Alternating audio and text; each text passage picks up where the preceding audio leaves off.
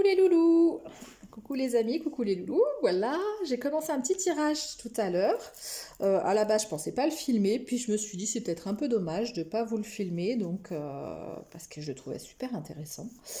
Donc en fait, du coup, voilà. Ah, par contre, j'avais déjà brassé les cartes, ça gagne un peu de temps pour ce coup-ci, et je finirai sûrement sur d'autres cartes qui tomberont pour compléter, mais voilà quoi. Donc je suis bien Lily Belle Lune, pour ceux qui me connaissent, et puis pour ceux qui ne me connaissent pas, vu que ma création de chaîne est assez récente, voilà, donc je fais des tirages un peu intuitifs sur les cartes, sur tout ce qui est développement personnel. Et là, je suis énormément appelée par tout ce qui est psychogénéalogie et constellation familiale. Et donc, je viens d'acheter un jeu qui est super sympa aussi. Alors, initiation aux constellations familiales, celui-là, là, de Annelies Chenet. Et je suis tombée en fait sur ce jeu, donc je suis tombée sur pas mal de cartes. Donc voilà, là c'est le dodo deck. Et je suis tombée sur plein de cartes vraiment très parlantes. Alors je vais essayer de vous les filmer. Alors j'essaie une nouvelle façon de filmer, je sais pas si ça va le faire. Bon, vous me direz ce que vous en pensez, si ça vous convient ou pas du tout. Alors je suis tombée sur la carte sans racines, pas d'aile. Donc là, on voit quelqu'un qui essaye de marcher sur un fil et on voit ses ailes en fait finalement qui la soutiennent. On voit que c'est des gens, des personnes. Du coup, ça me parle carrément de la psychogénéalogie, ce que je suis en train de regarder, et des liens intergénérationnels en fait. Le soutien qu'on peut avoir de nos aïeux. Et ce jeu est vraiment fait pour ça, hein, d'ailleurs. Ça parle des constellations familiales, j'ai eu le plaisir d'en faire. C'est super, c'est magique. Et j'avais regardé justement la carte du Dixit avant d'utiliser ce jeu-là. Justement, en fait, je suis tombée sur cette carte du Dixit qui m'a tellement parlé. Vous voyez, hop, j'en avais tiré plusieurs. Alors celle-là, on voit une ruche. En fait, il y a une ruche avec plein de petits... On dirait une maison, en fait. La ruche, c'est le cocon, la maison. Et on voit en fait qu'il y a plein de petites cases différentes et que toutes les abeilles amènent quelque chose. Elles ont un cœur avec elles. Et à l'intérieur de ce cœur, on voit en fait des nourrissons. Chaque abeille ramène dans la ruche un nouveau nourrisson. Et on voit de loin que ça fait un peu comme des lumières, des lucioles, comme si c'était un nouvel éclairage. Chaque lien nouveau dans cette génération-là amène en fait un nouvel éclairage à, au cocon en fait qui est la maison quoi, la maison mère du transgénérationnel. En fait, on revient sur les liens en fait des générations en génération. D'ailleurs, la carte de la constellation familiale, l'initiation aux constellations familiales, qui est là, j'avais fait un dessin qui ressemble un peu en plus il y a quelques années. Si je vous le retrouve, je vous le montrerai dans une autre vidéo. On voit un arbre en fait avec des animaux. Alors moi, c'était beaucoup des oiseaux, moi, hein, personnellement. Là, il y a des oiseaux, mais il y a aussi un hibou, un renard. Il y a pas mal d'animaux différents. Un peu comme chaque membre d'une famille qui a des points forts et des points faibles différents les uns des autres, et certains qui ont une résonance et qui sont en commun, quoi.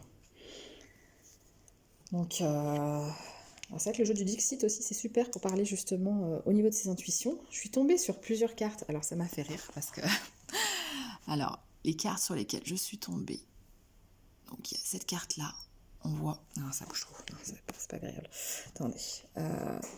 Sur cette carte-là, en fait, on voit quelqu'un qui a une cage au niveau du cœur, qui laisse sortir cet oiseau de son cœur pour lui faire un bisou. Donc c'est marrant parce que moi ça me fait penser au côté... le cœur, en fait, on a tendance à l'emprisonner pour pouvoir se protéger. Et à l'intérieur, il y a un oiseau qui a une larme de sang, un peu, on dirait. Comme si, en fait... dans notre lignée, il y avait eu des blessures de cœur à travailler. Et je parle de lignée parce que l'oiseau, enfin souvent, j'ai tué les membres de la famille. L'oiseau, souvent, voilà, il y en avait plusieurs qui étaient blessés. Ah. Voilà, il y en a plusieurs, en fait, qui ont les blessures qui se répercutent d'une personne à une autre dans la lignée familiale. Sur cette carte, on voit bien qu'il y a 3 visages. Un peu, moi, ça me fait penser à la Trinité un petit peu. Le 3, 3, souvent, c'est les maîtres ascensionnés, c'est le fait d'avoir des aides d'en haut, hein. Donc ça peut être des aides d'en haut, des guides, etc. Mais ça peut être aussi nos ancêtres qui sont encore là avec nous, hein. Et on voit un petit peu cette échelle, je suis tombée sur cette carte aussi, où il y a cette échelle, où cette petite fille essaye de toucher du doigt, d'attraper les oiseaux qu'il y a sur ses cadres. Alors les cadres, ça fait penser un petit peu aux vieux cadres de famille où on prenait des photos et on voit les oiseaux en fait qui sont là, qui sont libres en fait, qui peuvent encore s'envoler. Mais cette petite fille est très attirée par eux et elle essaye de monter jusqu'à eux en fait, d'avoir un peu les informations. Et je suis tombée aussi sur cette carte-là, des livres. Alors ce qui est très très drôle, c'est qu'en même temps que j'ai commandé mon Dixit et ce jeu-là, j'ai commandé toute une série de livres en fait les constellations familiales. Et en fait, les cartes sur lesquelles je tombe, je trouve ça très très marrant, c'est synchronicité. Ce sont des livres, plein de livres, et on voit en fait tout ce qui est l'enseignement, un peu le côté magique qui peut en retirer, un peu les constellations, je vois encore moi les étoiles, toujours les étoiles, tout ce qui peut en retirer de ce livre, en fait, cette sagesse qu'il va pouvoir appliquer. donc, euh, donc voilà. Et après, donc, j'ai fait un tirage donc, de plusieurs de ces cartes-là, donc constellation familiale, initiation constellation familiale. Alors je trouve qu'elles sont quand même parlantes. Alors même si au niveau, alors moi au niveau des dessins, je suis pas super fan, mais par contre le principe, les idées, je les trouve très intéressantes. Donc sans racine, pas d'aile. Donc si on n'a pas de soutien des membres de sa famille quelque part, bah, on n'arrive pas à s'envoler, on n'arrive pas à montrer notre potentiel. On se rend compte aussi, attendez, parce qu'il y a d'autres cartes que j'avais tirées aussi du Dixit, accepter son héritage. Donc tout ce qui peut être bien, là on voit un petit peu toute la force qu'on peut en retirer de cet héritage. Il y a toujours de la force dans notre héritage, en fait. Il y a toujours des gens qui avaient des qualités qu'on a pu hériter. On voit que c'est un cadeau, en fait. Faut pas le voir comme... Des fois, on voit que le négatif, on voit que les épurations karmiques qu'on doit faire, tout ce qui est lourd, tout ce qui nous amène un peu... comment dire, des poids qui ne sont pas à nous. Mais il y a aussi, en fait, la richesse de ces liens en fait de génération en génération. Chaque abeille en fait contribue à l'équilibre de la ruche. Le travail de chacun, en fait, contribue à ça. Et là, en fait, on voit plutôt le côté positif dans le sens où chaque membre de sa famille, même ceux qui sont plus là, sont un cadeau pour nous. Ils nous ont apporté de l'amour, ils nous ont apporté... chaque étoile, en fait, est là pour nous accompagner. Il y a des fleurs, on voit tout ce que ça peut donner. Super positif. Alors, je suis tombée après sur les cartes à travailler. Donc...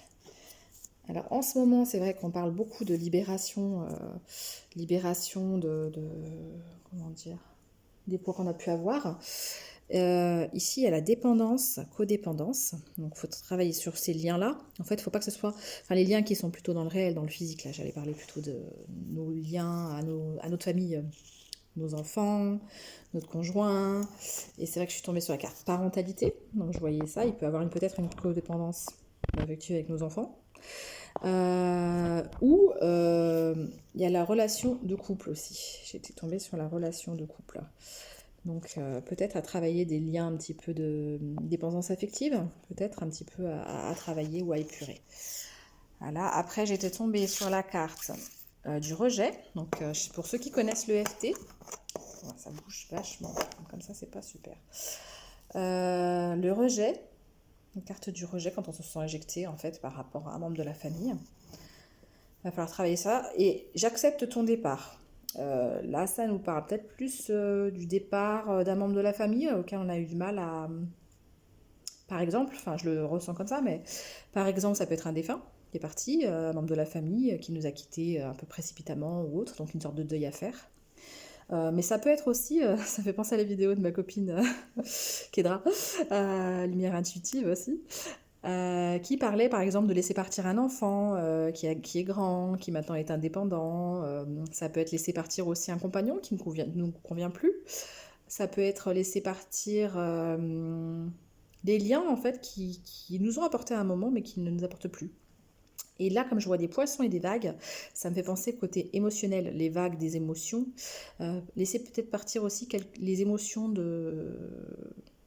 qui nous ont traversées, mais qu'on n'a plus besoin d'avoir. Voilà, une fois qu'elles sont passées, voilà, tout va bien. Après, je suis tombée sur la carte. La renaissance de la mère et du... La reconnaissance, pardon. Ah bah c'est marrant, la renaissance. La reconnaissance de la mère et du père. Donc là, cette carte-là, c'est reconnaître ce qui a été positif dans notre vie. Alors des fois c'est difficile parce que des fois on a des relations aux parents un peu conflictuelles et on a tendance à se rappeler que ce qu'ils nous ont dit de négatif. Mais en fait dans toute relation, même les pires, même celles abusives ou autres, il y a toujours quand même, malgré tout, quelque chose de positif à en retirer. Alors je sais que dit comme ça peut paraître dingue, mais pourtant dans toute relation, à un moment donné, votre parent, il vous a quand même apporté quelque chose. Même s'il y a eu beaucoup de négatifs, il vous a quand même apporté quelque chose. Ça peut être une qualité qu'il a, ça peut être vous rendre compte que vous étiez fort, si vous avez dû lutter contre un parent toxique, par exemple. Ça peut être le fait d'apprécier ou de vous mettre en valeur. Pour les familles un peu plus saines, bah, ça peut être l'encouragement, ça peut être le fait de vous accepter comme vous étiez, le fait de vous apprécier comme vous étiez. Et puis du coup, hop, même dans certaines parts de négativité, par exemple, je suis tombée sur la carte de la honte.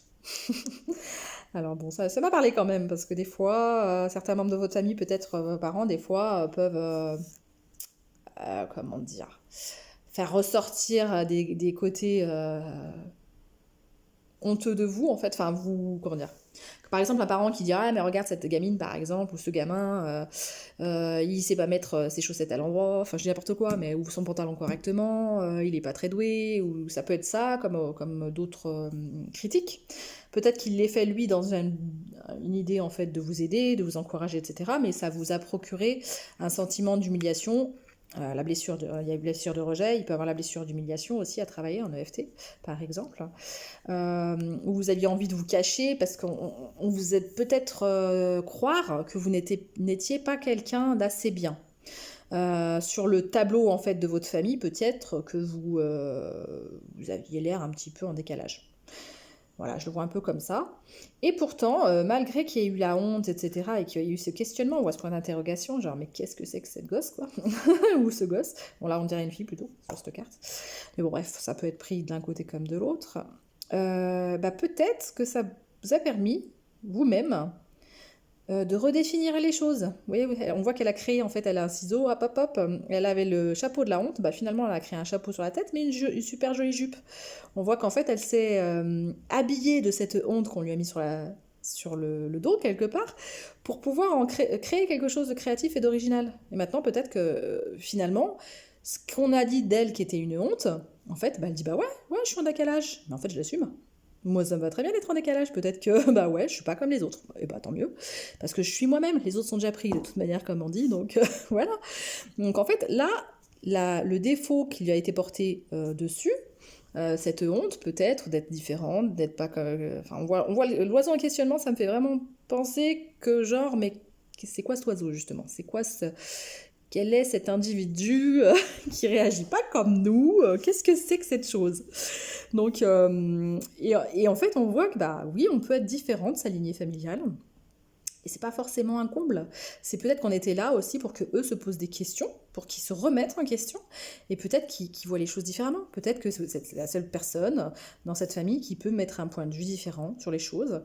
Et elle s'en sort bien, hein, on voit, parce que finalement, vous voyez, elle avait le chapeau de la honte, elle est totalement cachée dessous, petite. Et on voit qu'en grandissant, finalement, regardez l'oiseau là, c'est plus un point d'interrogation, c'est waouh, c'est le regardez ce qu'elle en a fait quoi finalement de tout ça.